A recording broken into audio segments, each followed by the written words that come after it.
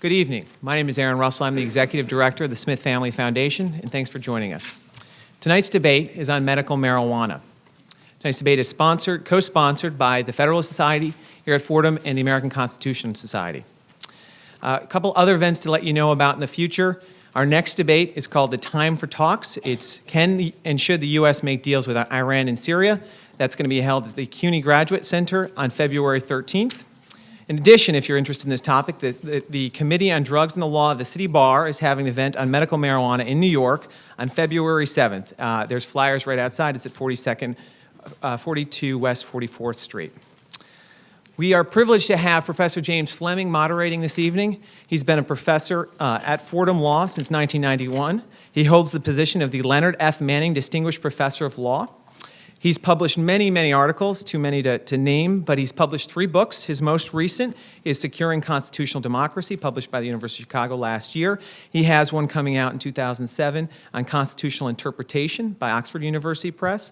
And his first book is American Constitutional Interpretation, published in 2003 by Foundation Press. Please welcome Professor Flemming. Thank you, Aaron. Our debate this evening, sponsored by the Smith Family Foundation, the Federalist Society, and the American Constitution Society here at Fordham, is on medical marijuana. Should the sick be permitted to smoke? 11 states have legalized the use of marijuana for medical purposes. This has largely been accomplished by voter initiative, but the issue is getting politicians' attention. In Gonzalez versus Raich, the Supreme Court majority sided against California and medical marijuana, but said, quote, "These respondents may one day be heard in the halls of Congress." The new Democratic majority may be more receptive to their calls. What is the medical efficacy of marijuana? Was Raich the last gasp of the Rehnquist Court's Federalism revolution?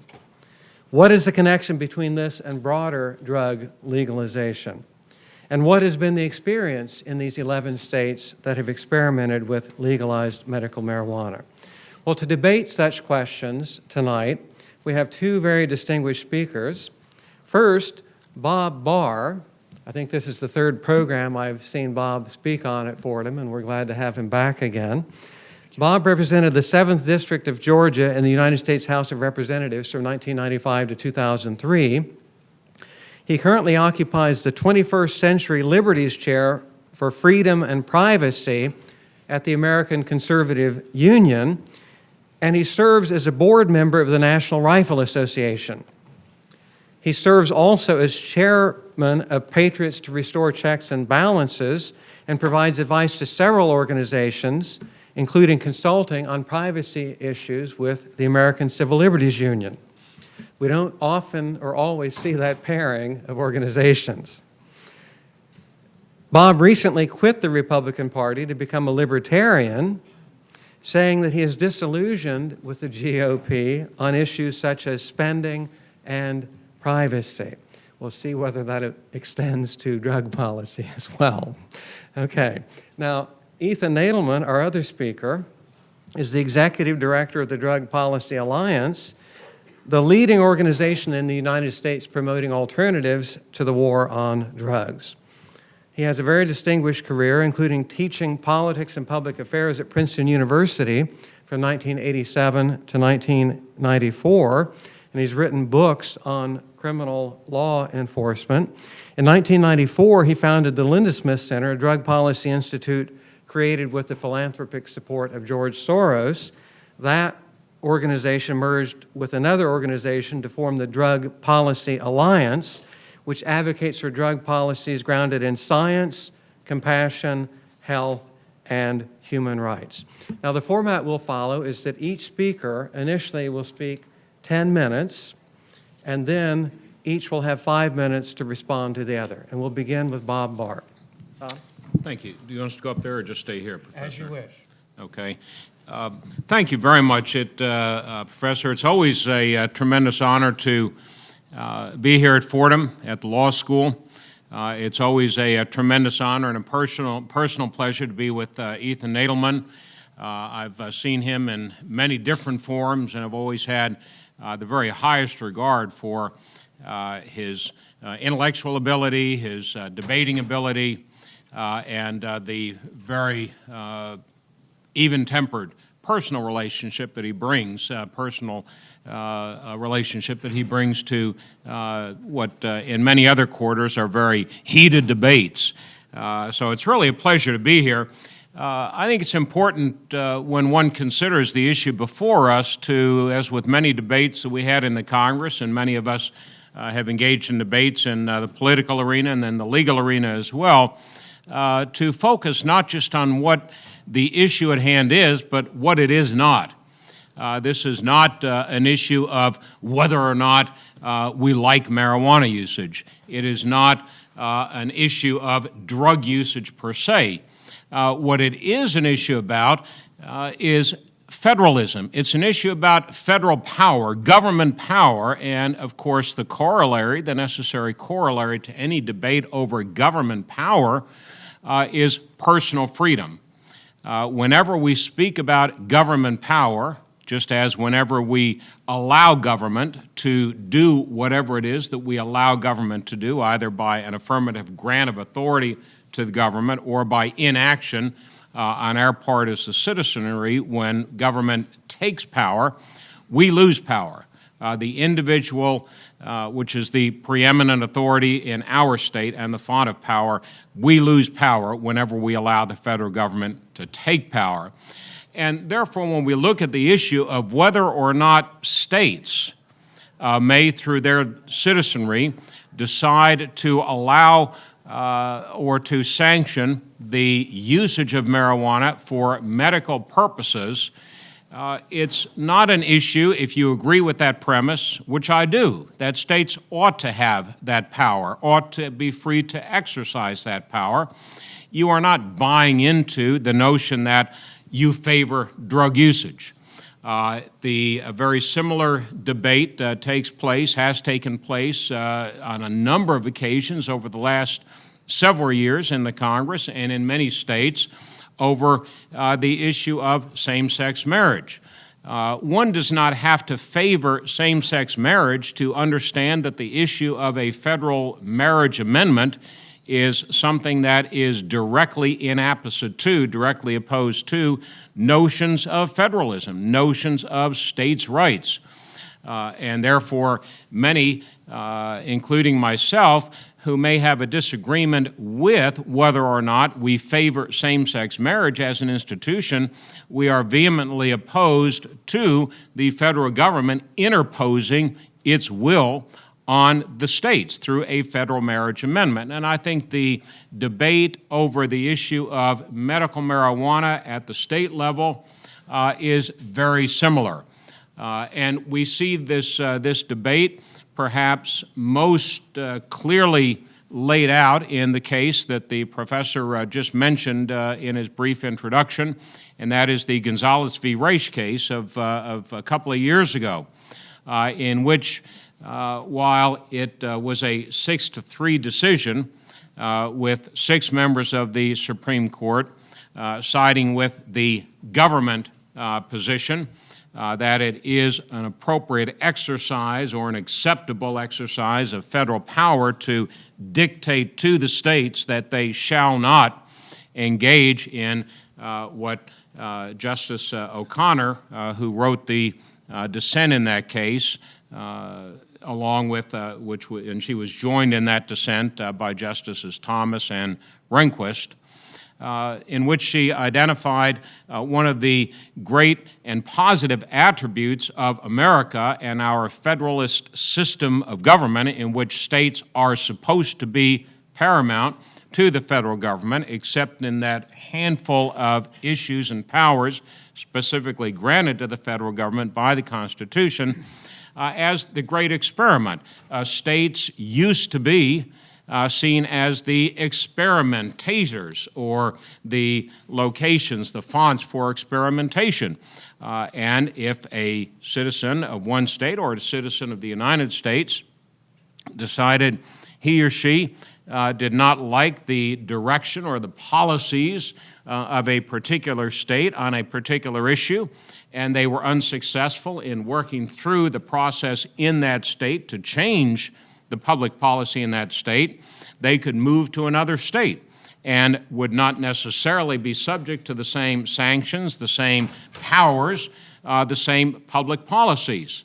To me, that is one of the great strengths of America, that we do have these fonts of experimentation. We have different states that are allowed to, I know that's sort of a funny word to use, but that can experiment with, take different public policy directions and directives, whether it relates to drug policy, other social policies, economic policies, or whatever. And the Raich decision, Gonzalez v. Raich, unfortunately, sort of put not necessarily a halt, but certainly a temporary halt on that process. We had seen that same process reflected in a couple of previous or earlier decisions, which for really the first time in many years seemed to indicate that the Rehnquist court was listening to those constitutionalists, those who favor a principle of governing through judicial process in appropriate circumstances that allowed for states to take a course different from their sister states or different from the federal government. And we'd seen this in the Lopez decision and a couple of other decisions, and so there was some hope at the time prior to the Raich decision coming out that we would have a majority of the court that would continue that move back to where America used to be, where the states did have the power to make their own decisions without the federal government coming in, and in this particular case using the primacy of federal criminal law to beat down an effort by the states to experiment in the area of allowing medical marijuana usage. Whether or not we will see in the near term another case, another opportunity presented to the court to move us back to that important principle that brings a lot of us as both liberals and conservatives together, I don't know. Ethan may have a better insight into that, being a more current and more avowed student of constitutional law and the judicial process than I am. I hope that he is somewhat optimistic in that regard. Looking just at the current makeup of the court, particularly with regard to the issues that I remain very regularly and heavily involved in, those involving other of our civil liberties, the right to privacy as reflected in current matters such as NSA spying, the Patriot Act, and so forth. I see a court that is far too deferential still to executive branch power, that is federal power. So I'd have to say that I'm not terribly optimistic, but I do hope that all on whatever side or part of the ideological or political spectrum one resides, that as students of America, as conservatives or liberals who have a deep regard for the Constitution, we do what we can to resurrect the notion that states should have the power to set policies in their states without the heavy hand of the federal government under the largely manufactured basis for imposing its will on the states, namely the Commerce Clause, without the federal government being able to do that whenever it feels it wants to do so. The Commerce Clause, although referenced in this case and in many, many other cases involving the Controlled Substances Act, was not present by any stretch of the imagination. This was not an interstate commerce clause case. But as many of us know through study of the Commerce Clause cases over the years, it has been stretched far beyond any reasonable basis linking it to the language of the Commerce Clause itself or even some of the early cases. Professor, thank you for sort of teeing up this important issue here. It's an issue of states' rights. It's an issue of personal liberty, and I hope that through our debate tonight, we can continue the process of moving our country back to the position where the dissent in the race case tells us we should have been, used to be as a nation, and hopefully will be again. Thank you. Perfect timing. Okay. I think I will take advantage of the podium, deal with too much energy. Well, thank you. Thank you, Congressman Barr, for having this. It's not barely a debate. It's almost a discussion. You know, sometimes, so often debates are sort of people are at 180-degree polar opposites, or maybe 130 degrees. And in this case, I feel like we're more at about a 60-degree angle or something. I have a vivid memory. I had this photograph on my wall from the New York Times some years ago. It was a point when Congress was debating some legislation that to respond to the abuses of the powers of the police and prosecutors to seize people's property. And a sense that this had gone too far, and that police and prosecutors were seizing property without criminal convictions, and then that they were keeping that property for their own departments. And a very interesting coalition came together on that issue. My organization was just peripherally involved in the debate. And when the bill went through and was passed by Congress and signed into law, there was a photograph of the 4 leading congressmen who had led this effort. And there they were, holding hands like this: Bob Barr, Henry Hyde, John Conyers, and Barney Frank. I love that photograph. I love that photograph, Congressman. Many of my constituents at the time thought it was a doctored photograph. Uh-huh. I assured them it was not. I wondered myself, and also to see you now moving over to the Libertarian Party and more of the positions and working with the ACLU, and you know, so I think there's not as much room for debate here. Vis-a-vis the issue that the Congressman focused on of federal versus states' rights, that's an issue where, on the one hand, I do feel very powerfully that, you know, the Constitution was grounded in part in the notion of the states as laboratories of democracy and being able to experiment with different approaches. And I agree with the Congressman that the powers have swung far too far in the direction of federal power over the states. I think that this administration has been shockingly aggressive, but Democratic administrations have been so as well. On the other hand, I'm torn on the broader issue of federal and states' rights. I mean, who can forget that 50 years ago, states' rights was the argument put forward by people in the South to try to maintain the Jim Crow laws for as long as possible, and it took federal power to remedy that. Now, if there had not been those federal powers, perhaps this would have evolved over time anyway in the South and elsewhere, but who knows? On the other hand, you know, today, because the federal government has been so aggressive in this regard, states' rights are pivotally important. One of my greatest disappointments with Supreme Court Justice Rehnquist and sometimes Scalia, although Rehnquist was good, as you pointed out, on the Raich decision, is their willingness to uphold and defend federal power and a federal onslaught on states' rights. I thought former Governor and Senator and Attorney General Ashcroft, there was another case in Oregon about the rights of doctors to be involved with their patients in terms of allowing them to assisted suicide or assisted death. That was also a states' rights case, and the Supreme Court came down the right way on that. They basically said that the Attorney General of the United States does not have and should not have the power to overrule states' rights. Perhaps Congress does, but not the U.S. Attorney General, an appointed official.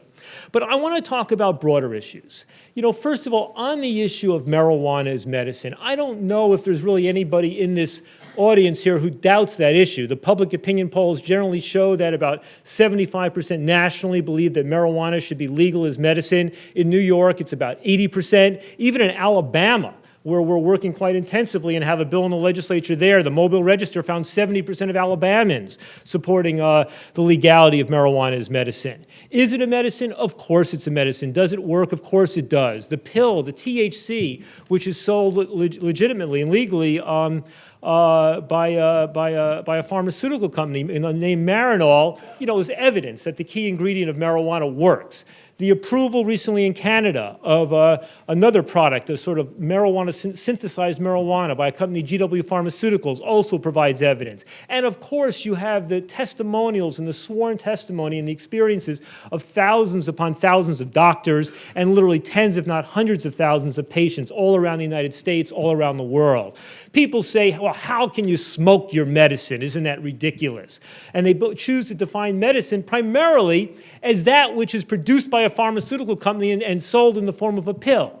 I think that's a modernized and an accurate definition of medicine. I think medicine is whatever helps to cure people or to deal with their pains and symptoms, right? We know that marijuana is effective when smoked. We know that smoking marijuana allows people to titrate the dose, whereas the pill form does not allow them to do that. We know that the harms of marijuana, for some people, when consumed in large amounts, do provide harms, although there's no evidence of marijuana being associated with lung cancer. Other cancers, perhaps, other lung damage, perhaps, but not lung cancer.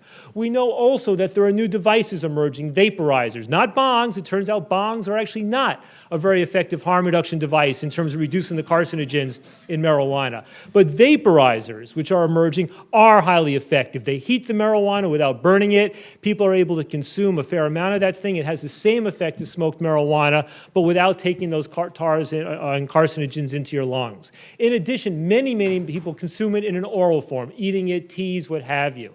So I think, is it medicine? Of course it is. Would it be nice if the FDA was able to acknowledge this, if it hadn't been blocked by the Federal Drug Enforcement Administration, by Congress, by arbitrary exercise of federal power? Yes. Would it be nice if in 1988, when the administrative law judge of the Federal Drug Enforcement Administration, Francis Young, held a couple of years of hearings and concluded that marijuana should be rescheduled to Schedule II, that it had been upheld by the head of DEA rather than denied by the head of DEA, who has the power under federal law to arbitrarily overrule his own administrative law judge based upon no evidence whatsoever. So there have been legitimate means tried to do this. Now, when we began in 1995 and 1996 to initiate these ballot initiatives, first in California, where some grassroots activists wrote the initiative, a fairly radical initiative, Dennis Perone and others, and I was in a position to pull together some key funders, George Soros and Peter Lewis and George Zimmer, the Men's Warehouse Fellow, and some others, to put this thing on the ballot and win it. And then we went to a whole range of other states, to Alaska and Oregon and Washington and Colorado and Nevada and Maine, and passed similar initiatives. And then in Hawaii, we worked with a local legislator, Pam Lichty, who's sitting right here in the third row, who was a key activist in making Hawaii the first state to make marijuana legal for medicine through the legislative process. And in more recent years, the Marijuana Policy Project, Rob Campy is sitting over there, the director of MPP, and DPA working in a whole series of other states, in Rob's case successfully, in Rhode Island and in Vermont, and then through the initiative process in Montana to pass this. Now we hope that New Mexico will be the next state in 2 months. We're optimistic. There's a bill in New York that Rob is working on here to make it legal, and we're hopeful that under the new government this can happen. Quite frankly, Bob, if the federal government were willing to move forward on this issue, I would be delighted with that as well. It's important for the states to take the lead. It's important that the Democrats have shown leadership, at least, in embracing an amendment to try to prevent the federal government from aggressively enforcing anti-drug laws against medical marijuana. It's a process. It's a process, bit by bit by bit by bit by bit. And it's a tragedy that the current administration is basically representing barely 20% of the population, not even representing a majority of Republicans or conservatives on this issue. But ultimately, this issue for me is not primarily about states' rights. This issue is primarily for me about human rights.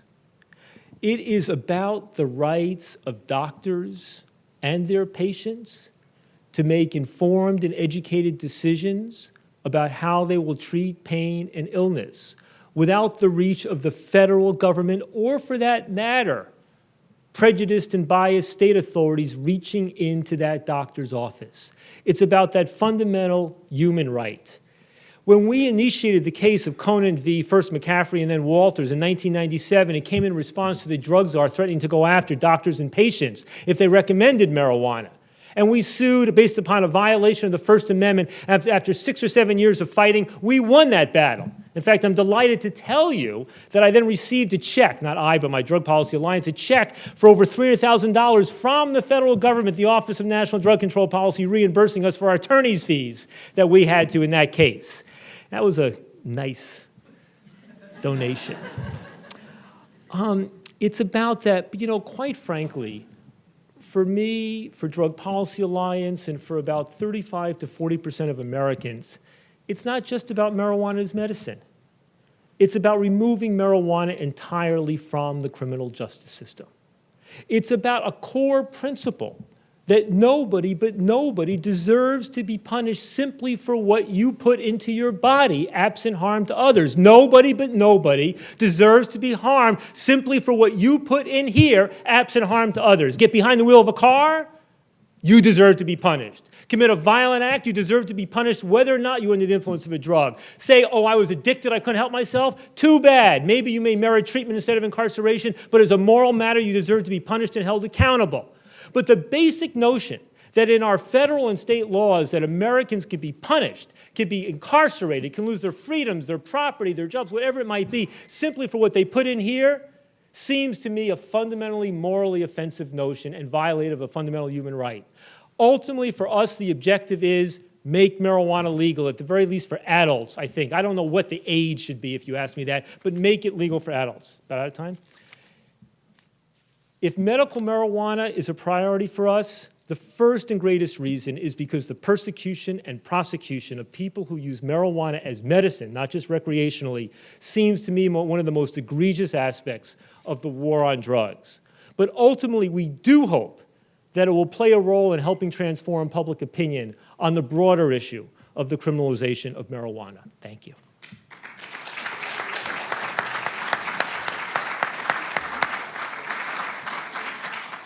Each speaker will have 5 minutes of rebuttal. Thank you again, Professor, and thank you, Ethan.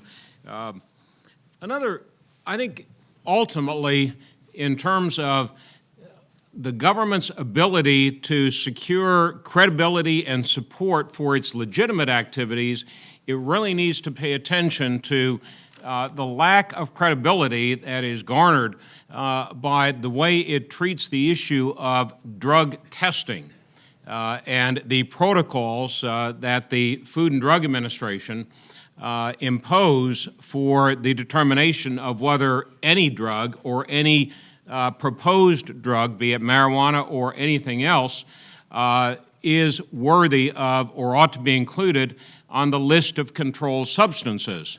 There are many drugs that are not on the list of controlled substances that are daily abused by millions of Americans. They are subject to being highly abused. There are many drugs that are available as prescription drugs, some that are available even not as prescription drugs, that harm many, many people.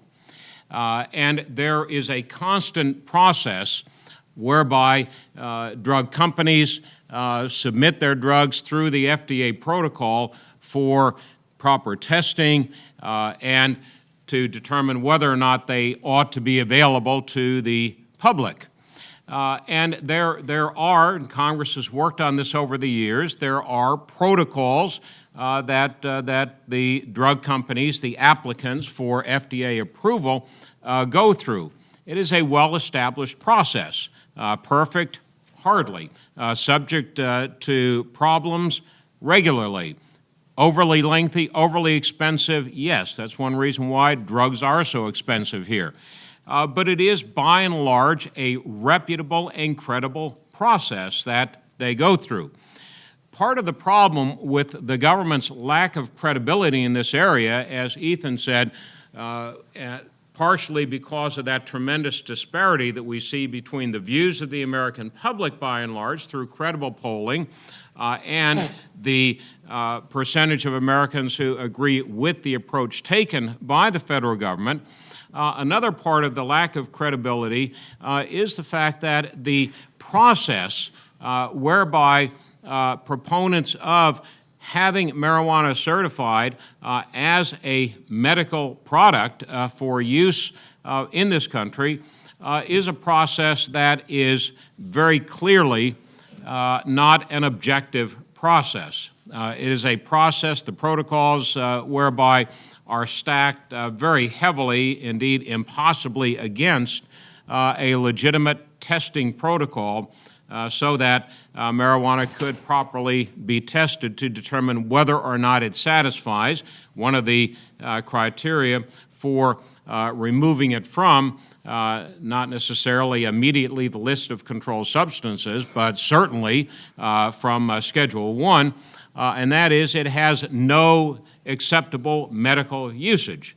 If you don't have the ability through the testing process to even establish that it does, then that process lacks credibility. And I think that's one of the serious problems that we see with the process. It is not an objectively fair or open process. It is very much stacked against the proponents. I think it's also important in sort of follow-up to something else that Ethan alluded to, for example, in the context of the asset forfeiture laws, which, as he correctly reminded us, have been subject to tremendous abuse over the years, and which were the subject several years ago of that bipartisan effort in which I was involved to amend and reform our federal asset reform laws.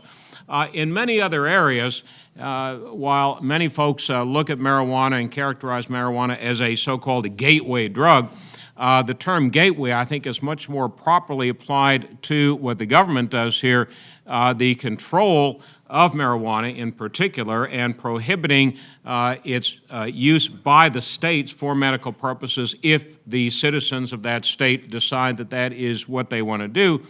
It is used, the power to control these substances, the power to deny the states the freedom to take their public policies in a particular direction, such as medical marijuana usage in that state.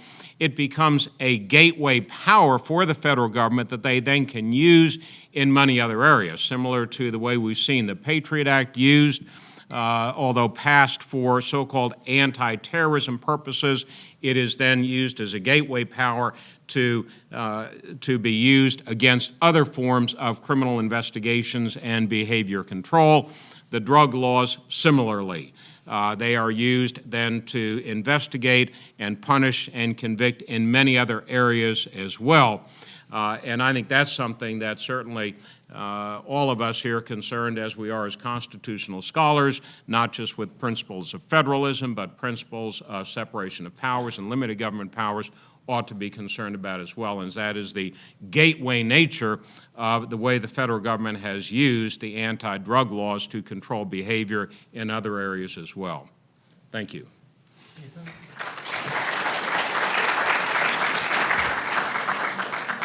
I almost feel like I'm debating myself.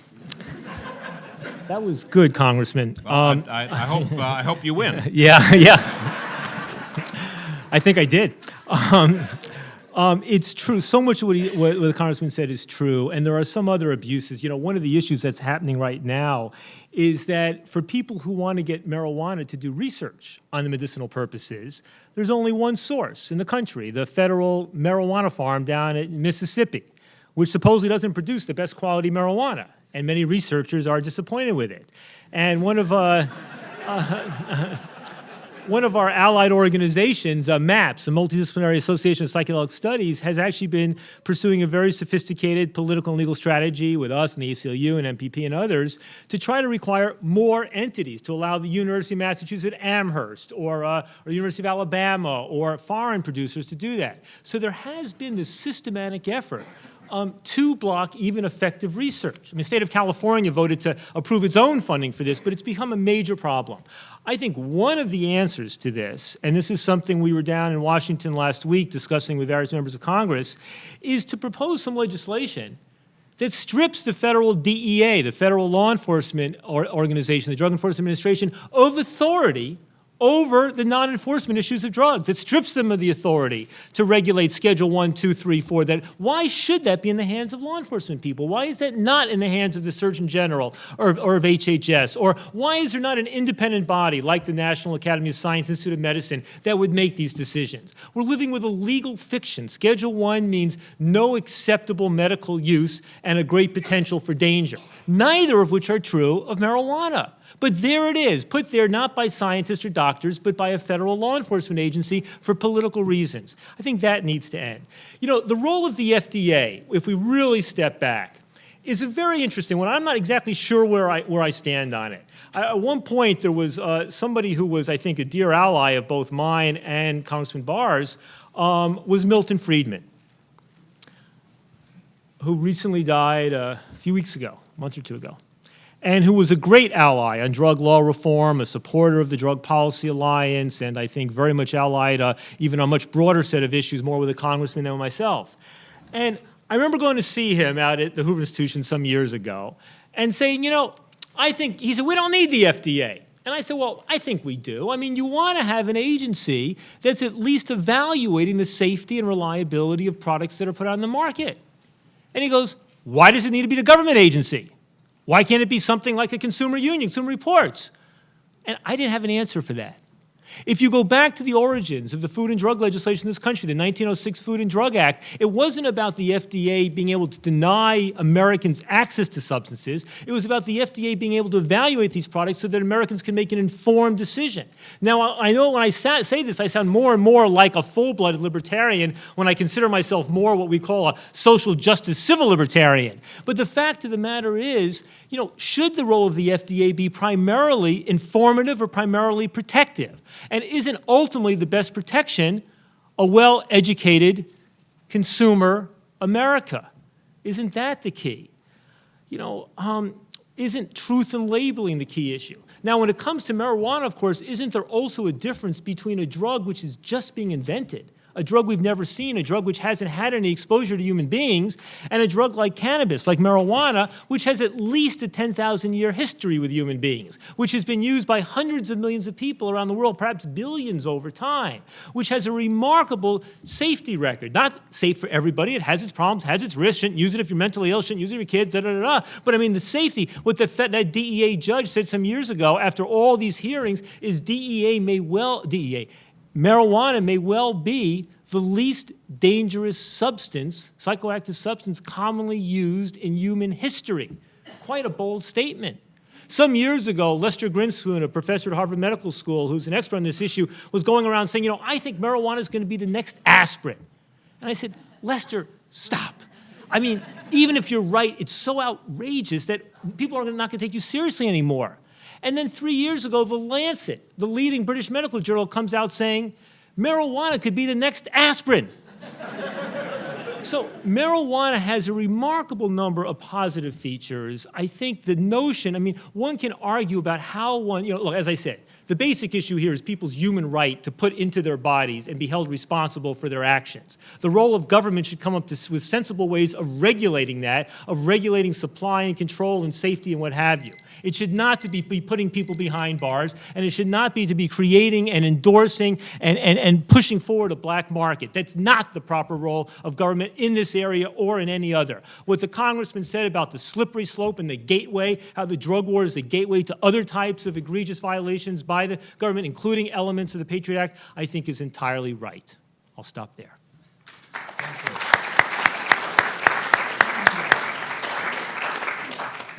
Now I will put some questions to our speakers, beginning with a question for Congressman Barr. You spoke very forcefully in criticism of the Supreme Court's decision in Gonzalez versus Raich as a matter of its holding regarding federalism. As a point of information, that case is before the Ninth Circuit still in the individual liberty component of the case. Randy Barnett has argued that there is a liberty right under the Due Process Clause that is being violated by this act of Congress in refusing to allow these individuals to use medical marijuana. So we will soon have a test of the principle as a matter of liberty. Now, I've heard you speak very eloquently and forcefully against executive power, against congressional power, but not yet against state power. So I want to press you. You've renounced the Republican Party for the Libertarian Party because of concerns about spending and privacy. Why not extend it to the question of legalization of medical marijuana as a matter of individual liberty over and against the nanny state that you've objected to in other areas of life? Well, I certainly do. In the various areas in which I spend a great deal of my time, again, many of the privacy issues that are important to us, in which we've debated here previously at Fordham with my good friend Jerry Nadler, for example. Even though the primary culprit is the federal government. It is not the only culprit. And with regard to individual freedoms in the area that we're talking about here, that is no different. It is simply the fact that the primary culprit, the primary movement in the area of stifling individual freedom in this particular area is the federal government, because of the several states that have moved in the direction through a legitimate citizen initiative or legislative initiative in the area of, at least in this one small way, providing a chink in that armor of government power. They have moved in the direction of personal freedom, and the federal government has come in and slapped them down. I think really the first battle here, the primary battle that we need to focus on, is the issue of states' rights and the federal government stifling states' rights directly. Indirectly, certainly, they are stifling personal freedom. Let's at least try and get that battle won, get that out there in front of the people so we can debate it and people can recognize it for what it is, and then tackle the issue at the state level, because it really is it is very much the same issue aside from the issue of federalism, and needs to be addressed. Okay. Now let me put a question to you, Ethan. You invoked some of the same federalism arguments, but you went beyond to make arguments of human rights, both the physician's rights and the individual rights. And you stated a very strong formulation of what those individual rights were. And this might well arouse some concerns about where you're going to draw the line. Now, maybe the easiest case is medical marijuana. Maybe that's the best first battle to fight, the battle on which you'll gain the most sympathy nationwide. But will your argument as a matter of individual liberty, that I think I heard you articulate, extend also to full legalization of recreational marijuana? Will it extend also to physicians' prescriptions of numerous other drugs that at present are illegal? Morphine and doses not presently legal, opium and the like. Where will you draw the line as a matter of individual liberty? Yeah, let me answer that question by working backwards. First, if you look at the medical marijuana issue in the broader context of marijuana policy, and then look at that in the broader context of overall drug policy, and then you look at that in the overall context of our criminal justice policy and related policies of social and human control. The United States today, we have 5% of the world's population, about 300 million out of 6 billion people. We have 25% of the world's incarcerated population, about 2.25 million out of 9 million. We rank first in the world per capita in the incarceration of our fellow citizens. First in the world. I mean, the Russians are second or third. Belarus, I think, maybe is third or fourth. I mean, it's crazy. We've increased from 500,000 people behind bars in 1980 to about 2.25 million today. We are living in a state of sort of higher incarceration that is unprecedented in the history of democratic societies.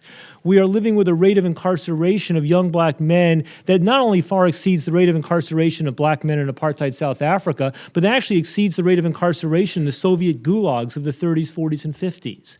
We're living that, and right now, if you look at the newspapers, we almost seem to be accepting of that.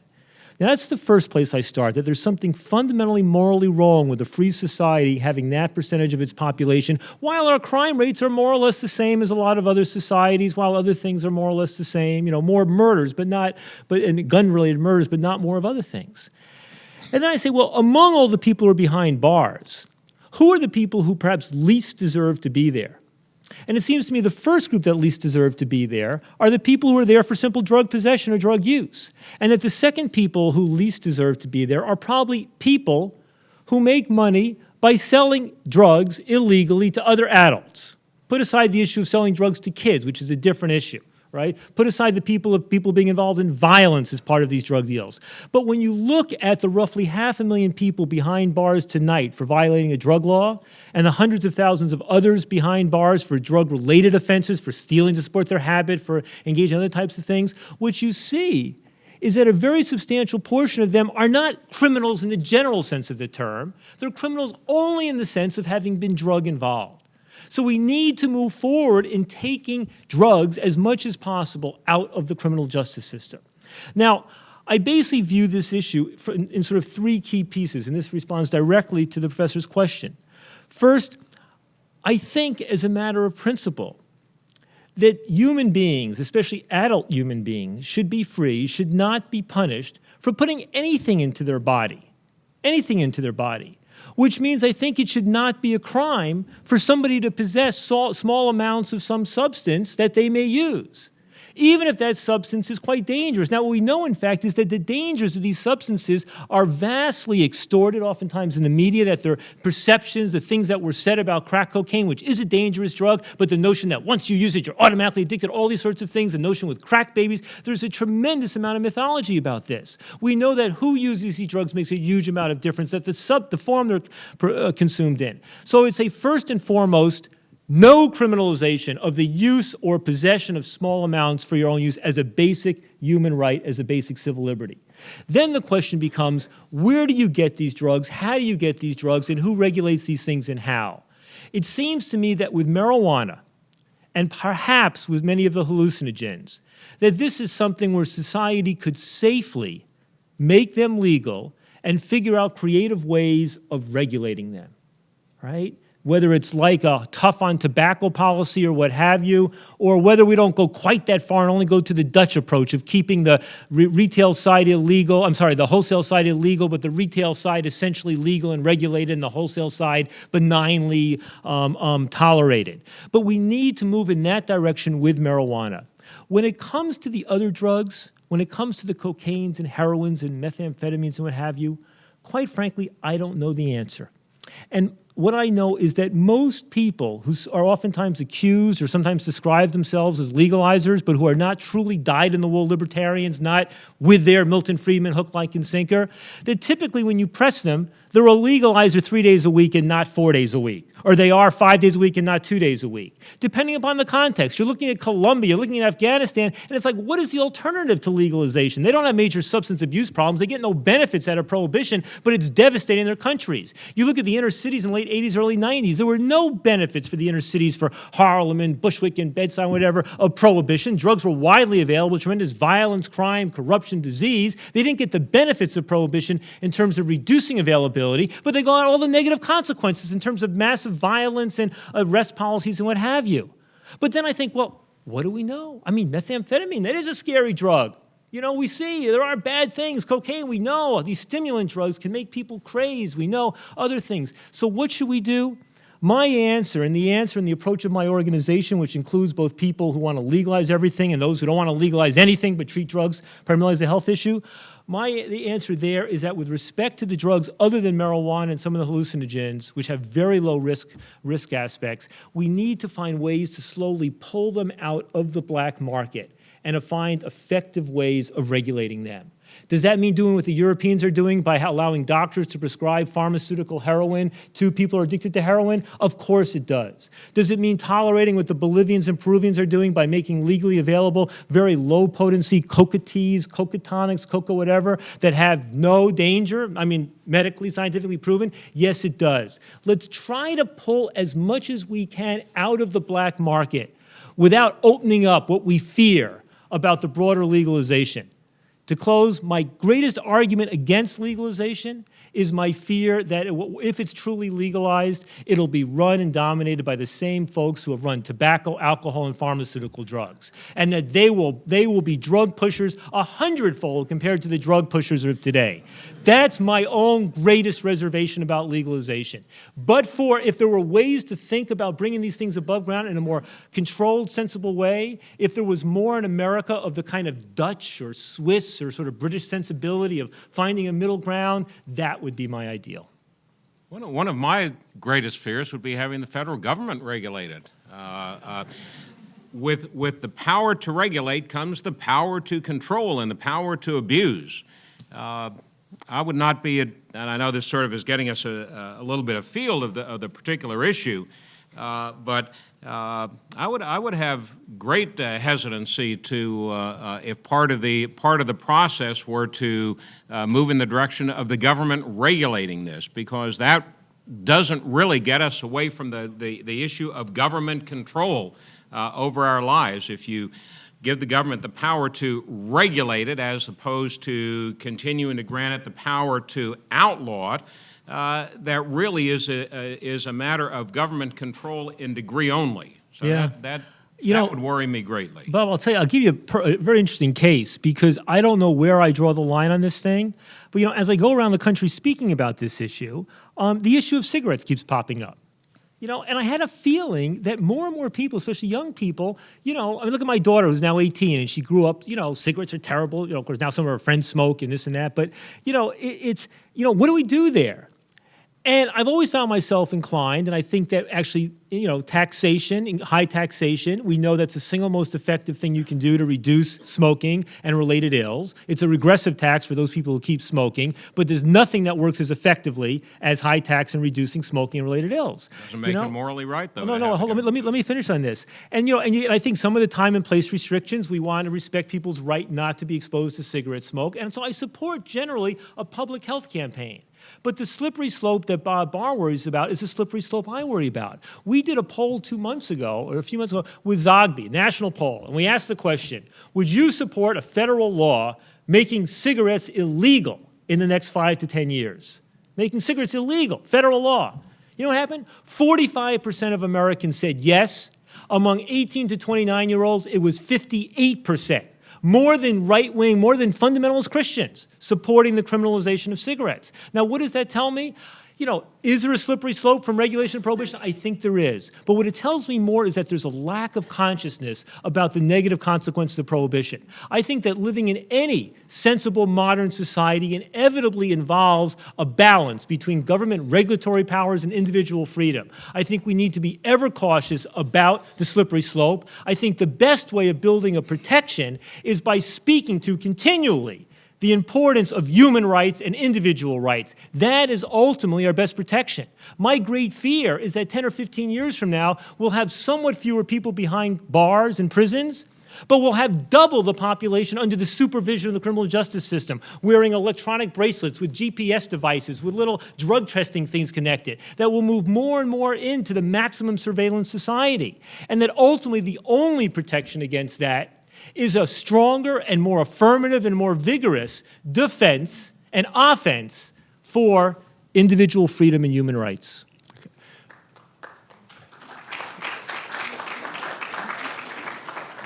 Congressman Barr interjected the term morality in this discussion, and I want to put a question along those lines first to Ethan, and then if you want to come in on it, Bob. Many of your arguments, Ethan, are not primarily about individual liberty. They are about the ineffectiveness of the drug laws, or they are about the negative consequences of the enforcement of the drug laws. This kind of argument might support the repeal of many laws that don't work or that have negative consequences. But is there something to be said for the state, whether it be the state or the federal government, being empowered to send a moral message concerning certain things that can do harm? Now, that could mean sending a moral message by prohibiting, as is presently the case, or it could mean sending a moral message by moralizing against, short of prohibiting.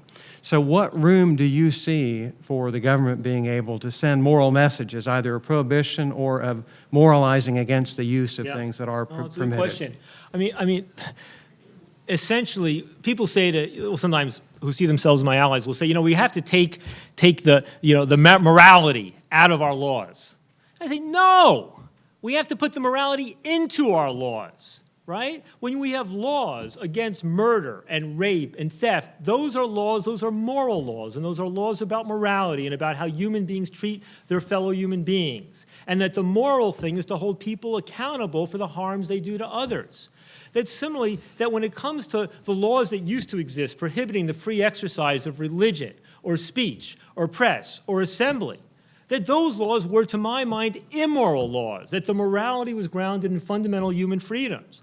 If I want to make my most radical argument, I would say that when we look at our core, I mean, perhaps what is greatest about this country is the First Amendment rights of religion, speech, press, and assembly. Right? If you ask, though, under what assumption is made beneath those laws, about those laws, there's an underlying assumption. That underlying assumption is about the freedom of consciousness, about the sovereignty over our own minds and bodies as human beings. Right? When I talk about the issue of drugs, and one could also, of course, make this argument to some extent about sexuality, that these are issues of individual freedom. These are issues of sovereignty over mind and body upon which our First Amendment protections are grounded. So when it comes to laws, Professor, I'll tell you, all laws have negative consequences. All laws have negative consequences. It's always a matter of seeking the balance. And what distinguishes me, I think, from Milton Friedman, and to some extent from Bob Barr, is I do believe in a sensible regulatory state. I believe in always pursuing that creative balance, but not making quite so absolute rules. One last comment. Probably the comment in terms of morality is, to me, the most moral document in our system is the Bill of Rights. And that's the basis or the criteria against which we ought to judge the morality of our laws. And those that inappropriately infringe individual liberty and individual choice ought to be judged immoral. There certainly are many areas in which the federal government can and ought to control behavior. Those are reflected in the Bill of Rights and in the other provisions in our Constitution. And that is why, for example, the power of the government legitimately can be used, despite state preferences to the contrary, to prohibit discrimination based on race. That is appropriately a fundamental liberty placed in the Constitution because there was a need to do so. So I think the criteria, I think Ethan is absolutely correct. Those laws which are most moral are those that reflect the appropriate balance of power set forth in our Constitution, and that places a primacy on individual liberty and a corresponding diminution of federal power. Thank you for joining us, Bob Barr, Ethan Nadelmann. Thank you.